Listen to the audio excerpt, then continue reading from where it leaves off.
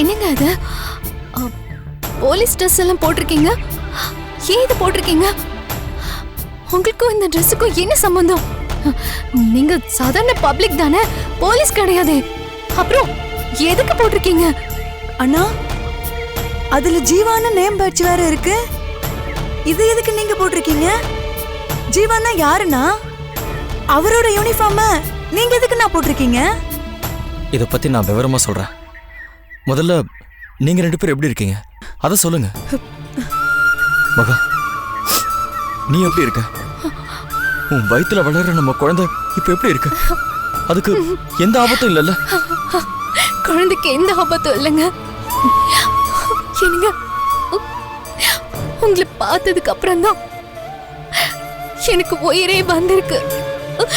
உங்களுக்கு எந்த ஆபத்தும் இல்லைல்ல? நான் நல்லா இருக்கேன், எனக்கு எந்த ஆபத்தும் இல்ல. நீங்க ரெண்டு பேரும் நல்லா இருக்கீங்களா? ஷாலினி, உனக்கு ஒண்ணும் இல்லல்ல? உங்க ரெண்டு பேரையும் காப்பாத்துறதுக்கு நான் எவ்வளவு போராடினேன் தெரியுமா?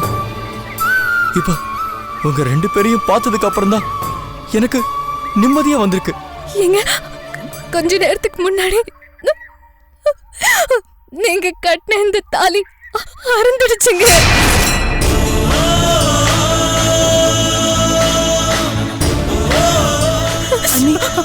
அந்த ரவுடி பையன் என் கழுத்துல கத்தி வச்சிருந்தான். அது எடுக்கும் போது தாலி அறுத்துட்டான். அந்த நிமிஷம் என் உயிரே போயிடுச்சுங்க. என் தாலிக்கு ஏதோ அங்க வந்துருச்சா இல்ல உங்க உயிருக்கு ஏதாவது ஆபத்து வந்துருச்சான்னு மனசு தொடி தொடின்னு துடிக்க ஆரம்பிச்சிருச்சு. அப்படி எதுவும் ஆயிருக்க கூடாதுன்னு சாமியை கூப்பிட்டுட்டு நானே மறுபடியும் தாலியை கட்டிக்கிட்டேன். உங்களை நேர்ல பார்த்ததுக்கு அப்புறம் தான் என் மனசு ஒரு நிலையில இருக்கு. உங்களுக்கு எந்த ஆபத்தும் இல்லாம எனக்கு மட்டும் சொந்தமானவரா திரும்பவும் கிடைச்சிட்டீங்கன்னு தெரிஞ்சதும் தான் என் மனசுல சந்தோஷமே வருதுங்க.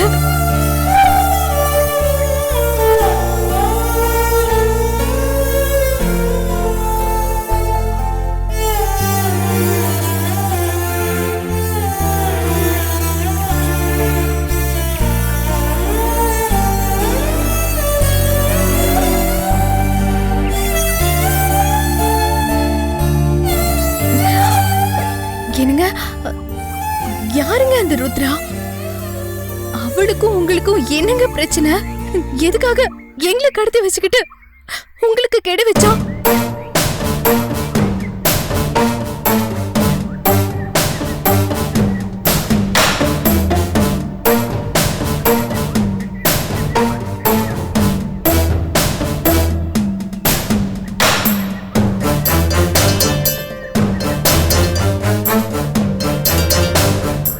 அவ என்னென்னமோ பேசினா.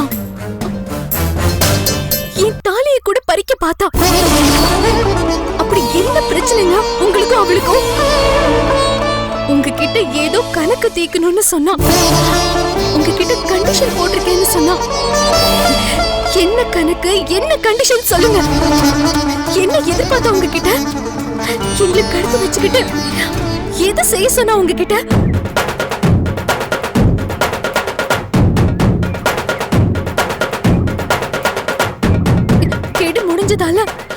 அவ செய்ய சொன்னது நீங்க செஞ்சிட்டீங்களா? அவ போட்ட கண்டிஷனை நீங்க நிறைவேத்திட்டீங்களா? இல்ல, அப்படி எதுவும் செஞ்சிருக்க மாட்டீங்க. நீங்க கெடுல ஜெயிச்சிருப்பீங்க. நீங்க எங்களை கண்டுபிடிச்சிட்டீங்கன்னு அவகிட்ட சொல்லிருப்பீங்க. அதனாலதான் எங்களை அவ விட சொல்லிருக்கா. அப்படித்தானே? உங்களை காப்பாத்த ருத்ரா கழுத்துல தாலியை கட்டிட்டு தாமா வந்து உங்க முன்னாடி நிக்கிறாரு. என்னங்க பேச மாட்டேங்கிறீங்க? நான் இவ்வளவு கேட்டும் நீங்க ஒண்ணுமே பேசாம இருக்கீங்க. நீங்க ஏதாச்சும் என்கிட்ட மறைக்கிறீங்களா? நடந்த விஷயங்களை சொல்லக்கூடாதுன்னு நினைக்கிறீங்களா? மகா, அப்படிலாம் எதுவுமே இல்ல. எதை சொல்றது எப்படி சொல்றதுன்னு தெரியாம தவிச்சுக்கிட்டு இருக்கேன். இல்ல, எனக்கு என்னமோ தப்பப்படுது. நீங்க போட்டு இருக்கிற ட்ரெஸ், இந்த ஜீப்பு, அப்புறம் இவர் தானே அன்னைக்கு உங்களை கூப்பிட்டுட்டே வந்து ஆக்சிடென்ட் ஆனவரு. இதெல்லாம் பார்க்கும்போது எனக்கு எதுவுமே புரியலங்க. தயவு செஞ்சு என்ன நடந்துச்சுன்னு சொல்லுங்க. என்கிட்ட சொல்லாம மறைக்காதீங்க. நீங்க ஏங்க இப்படி போலீஸ் ட்ரெஸ்ல இருக்கீங்க? உங்களுக்கும் ருத்ராக்கும் என்ன பிரச்சனை? அப்படி அவ என்னதான் கேட்டா உங்ககிட்ட? எல்லாத்தையும் வெளிப்படையா சொல்லுங்க என்கிட்ட. நான் போட்டிருக்கிற இந்த யூனிஃபார்முக்கு சொந்தக்காரரான டிஎஸ்பி ஜீவா உருவத்துல அச்சு அசலா என்ன மாதிரி இருந்திருக்காரு.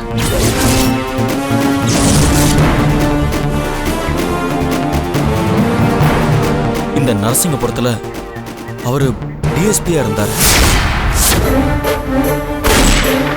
நரசிங்கபுரத்துக்கு புதுசா வந்திருக்கிற டிஎஸ்பி ஜீவா. இது தர்மாவுடைய கோட்டை.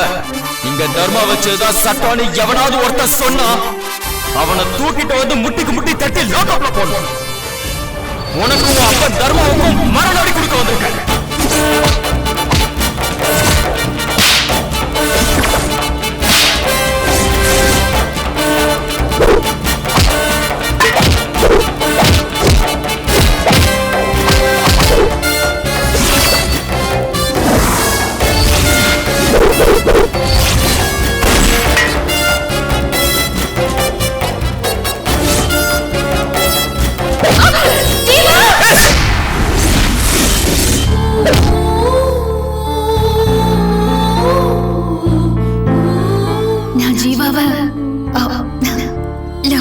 ஆரம்பிச்சுட்டேன்.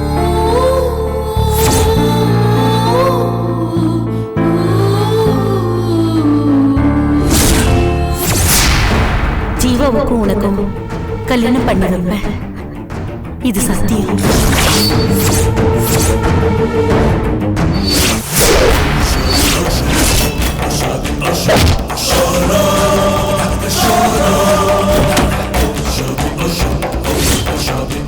ஜீவாவை பழி வாங்கணுங்கிற வெறிய இந்த விதைக்கு ஊத்தி ஊத்தி வளர்ப்பேன்பா.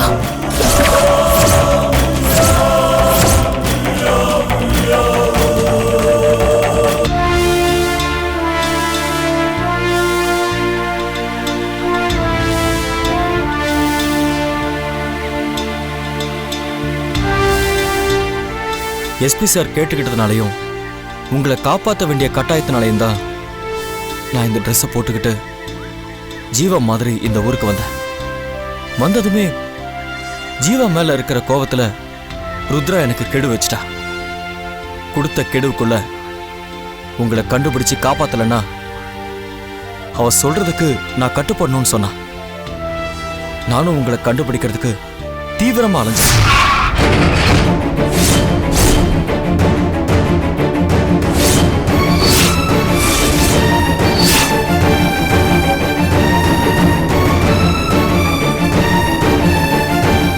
நான் அங்க வர்றதுக்குள்ள உங்களை அவங்க இடம் மாத்திட்டாங்க. இனிமே எப்படி உங்களை கண்டுபிடிக்க போறேன்னு பதட்டத்துல நான் குழம்பி போயிருந்தப்போ நீ அந்த தண்ணி கேன்ல வரைஞ்சு அனுப்புன அந்த நாகாத்தம்மனோட படத்தையும் சேவாஸ்னு எழுதி இருந்ததையும் நான் பார்த்தேன்.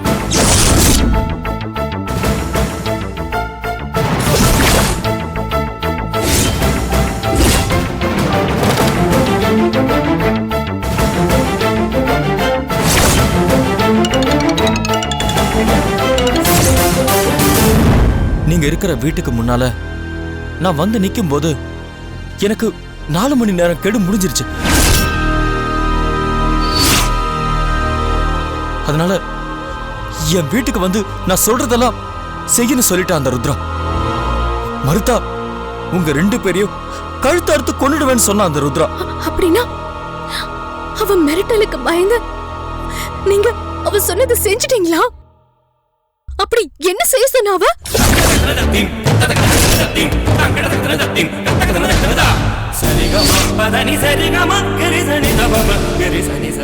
ருத்ரா தாலி கட்ட சொன்னதை சொல்லாம மறைச்சிட்டீங்களே சார்.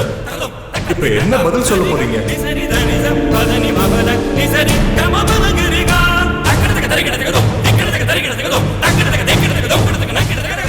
சொல்லுங்க. ருத்ரா என்ன கேட்டான்? நீங்க என்ன செஞ்சீங்க? என்கிட்ட சொல்லுங்க. ஜீவா சார் பிடிச்சு வச்சிருந்த ரவுடிங் எல்லாரையுமே விட்டுற சொன்னா. அவங்க மேல எந்த நடவடிக்கையும் எடுத்துடக்கூடாதுன்னு சொன்னா. உன்னையும் ஷாலினியும் காப்பாற்ற வேண்டிய கட்டாயம். அதனால அவ கேட்டதை செய்யறதை தவிர எனக்கு வேற வழி எதுவும் தெரியல மகா. அதனால அவ கேட்டதுக்கு நான் சரின்னு சொல்லிட்டேன். அவ என்ன ஜீவான் தான் இப்போ நினைக்கிறா. அதனால ஜீவாவை அடிப்பணைய வைக்கணும்னு நினைச்சுக்கிட்டு இப்படியெல்லாம் அவ கேட்டா. நானும் சரின்னு சொல்லிட்டு உங்களை விட்டுற சொன்னேன். என்னங்க நீங்க சொல்றத பார்த்தா எனக்கு ரொம்ப பயமா இருக்குங்க. வாங்க நம்ம இந்த ஊரை விட்டு போயிடலாம். இல்ல மகா, கொஞ்ச நாளைக்கு நான் இந்த ஊர்ல தான் இருந்தாகணும். எப்படி இருப்பீங்க? நீங்க உண்மையான ஜீவா கிடையாது, உண்மையான டிஎஸ்பி கிடையாது. இந்த ஊரையும் ருத்ராவையும் ஏமாத்திக்கிட்டு எத்தனை நாளைக்கு உங்களால இப்படி இருக்க முடியும்? வேண்டாங்க, வீண் பிரச்சனை வந்துடும். நம்ம எப்படியாவது இந்த ஊரை விட்டு போயிடுவோங்க.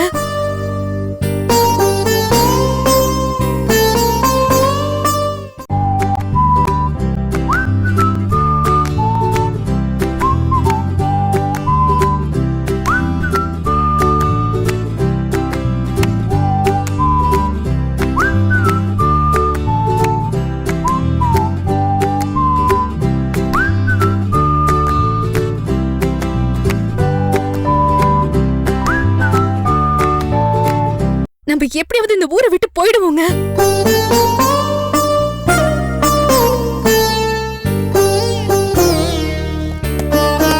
சார். முருகன் சார், என் வைஃபையும் சிஸ்டரையும் திருத்தாலபுரத்துல டிராப் பண்ணணும்னு சொன்னால இவங்கள போலீஸ் ஜீப்ல கூட்டிட்டு போய் வீடு வரைக்கும் பாதுகாப்பா டிராப் பண்ணிட்டு. Okay sir. மகா, நீயும் ஷாலினியும் கிளம்புங்க. என்னங்க நீங்க எங்க கூட வாங்க, நான் உங்களை விட்டுட்டு போக மாட்டேன். ஆமாண்ணா, எங்களுக்கு ரொம்ப பயமா இருக்குண்ணா. அந்த ருத்ரா ரொம்ப மோசமானவ. அவளை எதிர்த்துக்கிட்டு நீங்க இந்த ஊர்ல இருக்க வேணாண்ணா, ப்ளீஸ்ண்ணா. ஆமாங்க. சரி, கொஞ்சம் இப்படி வா. வா சொல்றேன், நீ வா.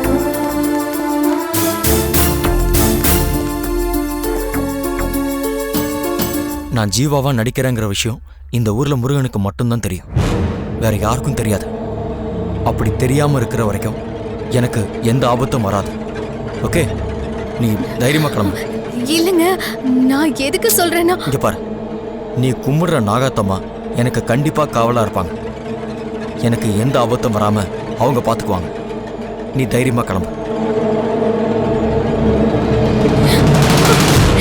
நாகத்தம்மன் மேல இருக்கிற நம்பிக்கையில தான் உங்களை நான் இங்க விட்டுட்டு போறேன். ஆனா நீங்க சீக்கிரம் நம்ம ஊருக்கு வந்துடணும். கண்டிப்பா வர மகா. நான் சீக்கிரமா வந்துடுவேன். அப்புறம் இன்னொரு விஷயம், இப்ப நாம பேசிட்டதை பத்தி ஊர்ல நீ யாருக்கிட்டையும் சொல்லிடக்கூடாது. ஷாலினி, உனக்கும் தான். இதெல்லாம் நீ யாருக்கிட்டையும் சொல்லிடக்கூடாது, புரியுதா? சரிண்ணா. சரி, பத்திரமா போயிட்டு வாங்க. இந்த மாவட்டத்து எல்லையை தாண்டின உடனே நீங்க இமிடியேட்டா எனக்கு ஃபோன் பண்ணி சொல்லணும். ஓகே? சரிங்க. வா. என்னங்க, ஜோடி பையன் என் தாலி அறுத்ததுல இருந்து மனசெல்லாம் ஒரு மாதிரியா இருக்கு. உங்க கையால என் தாலிக்கு குங்குமம் வச்சு விடுங்க.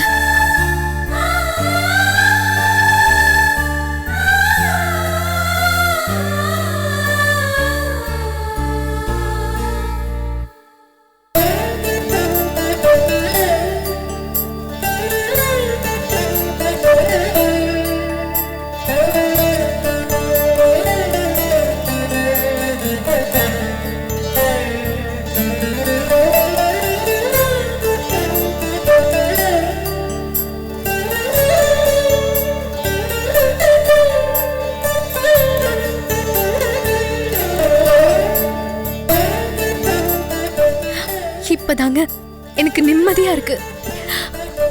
இனி இந்த தாலிக்கு எந்த பங்கமும் வராது.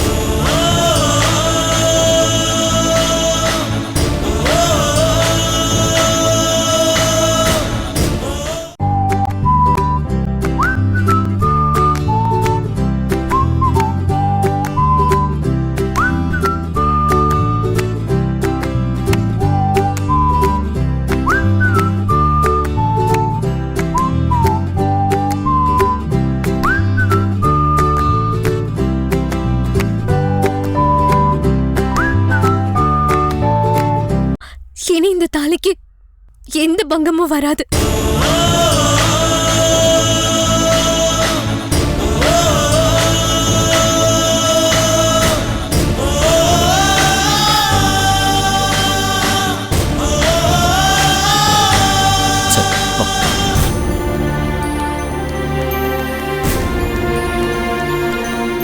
மகா, ஷாலினி, நீங்க 2 பேரும் வண்டியில ஏறுங்க, நான் வந்துடுறேன்.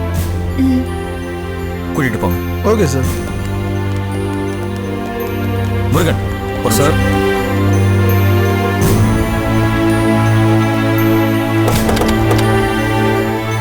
ருத்ராவுக்கும் எனக்கு இருக்கிற பிரச்சனைகள், அவ கழுத்துல என்ன தாலி கட்ட சொன்னது, இது எதையுமே நான் என் வைஃப் கிட்ட சொல்லாம மறைச்சிட்டேன். நீங்களும் எதுவும் சொல்லிடாதீங்க. உங்க தர்ம சங்கடமான நிலைமை எனக்கு புரியுது சார். நான் எதையும் அவங்க கிட்ட சொல்ல மாட்டேன் சார். ஓகே, கிளம்புங்க. டிஸ்ட்ரிக்ட் எல்லையை தாண்டினதும் ஃபோன் பண்ணி சொல்லுங்க. Yes sir.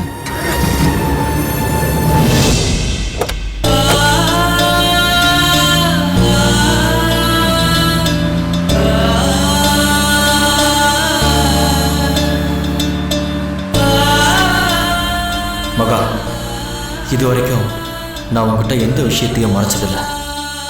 முதல் தடவையா ருத்ரா கழுத்துல நான் தாலி கட்டின விஷயத்தை தான் மறைச்சிட்டேன். அதுக்கும் ஒரு காரணம் இருக்கு. அதை நீ நேரம் வரும்போது புரிஞ்சுக்கணும்.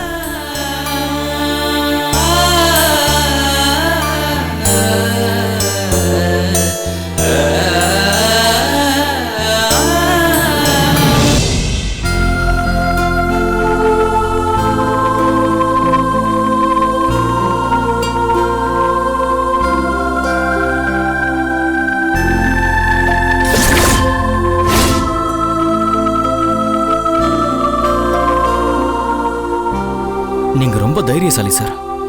ஆணவம் பிடிச்ச ருத்ராவை அடக்கி வச்சிருந்திருக்கீங்க. உங்களோட தைரியமும் துணிச்சலும் எனக்கு இருக்கா இல்லைன்னு தெரியல சார். உங்களை பத்தி வார்த்தையால நான் கேட்டு தெரிஞ்சுக்கிட்டதை விட, நான் இந்த ஊருக்குள்ள வந்து பார்த்ததுக்கு அப்புறம் தான் நீங்க எவ்வளவு பெரிய கொடூரமான மலைகளை எதிர்த்து போராடி இருக்கீங்கன்னு புரிஞ்சுக்கிட்டேன். சிங்கம், புலி மாதிரியான காட்டு மிருகங்களை விட கொடூரமான அந்த ருத்ராவோட குடும்பத்தையே நீங்க எதிர்த்து நின்று இருக்கீங்க சார். ருத்ரா மோசமானவன்னா அந்த சேனா அதை விட மோசமானவன். பார்த்தா அதுக்கும் மேல யூனிஃபார்ம்ல இருக்கிற என்னையே அவங்க படாத பாடுபடுத்தி நினைச்சதை சாதிச்சிட்டாங்க. எனக்கே இந்த கதைனா இந்த ஊர் மக்களோட நிலைமை நினைச்சு கூட பார்க்க முடியல சார். நீங்க மட்டும் உயிரோட இருந்திருந்தீங்கன்னா இந்நேரம் அந்த ருத்ரா ஃபேமிலியோட ஆட்டத்துக்கு ஒரு முற்றுப்புள்ளி வச்சிருப்பீங்க சார். இந்த ஊருக்கும் இந்த ஊர் மக்களுக்கும் நீங்க விடுதலை வாங்கி கொடுத்திருப்பீங்க. ஆனா பாவம் சார், நீங்க என்னோட தோஷம்தான் உங்க உயிரை பறிச்சிருச்சு சார். நான் உங்களை போல வீரனா இல்ல தைரியமான போராளியான்லாம் எனக்கு தெரியாது. ஆனா நீங்க விட்டுட்டு போயிருக்கிற கடமைய நிறைவேற்றணுங்கிறது மட்டும் எனக்கு தெரியுது சார். பட் அதை எப்படி செய்யணும்னு தெரியாத ஒரு குழப்பமான நிலைமையில தான் இப்போ உங்க முன்னாடி நிக்கிறேன். ஒரு பக்கம் நல்லவளான என் பொண்டாட்டி மகா கிட்ட உண்மையை சொல்ல முடியாத ஒரு நிலைமை, இன்னொரு பக்கம் ரொம்ப ரொம்ப கெட்டவளான அந்த ருத்ரா கழுத்துல தாலி கட்டியிருக்க. இதுல நான் என்ன செய்ய போறேன்னு எனக்கே தெரியல சார். DSP sir,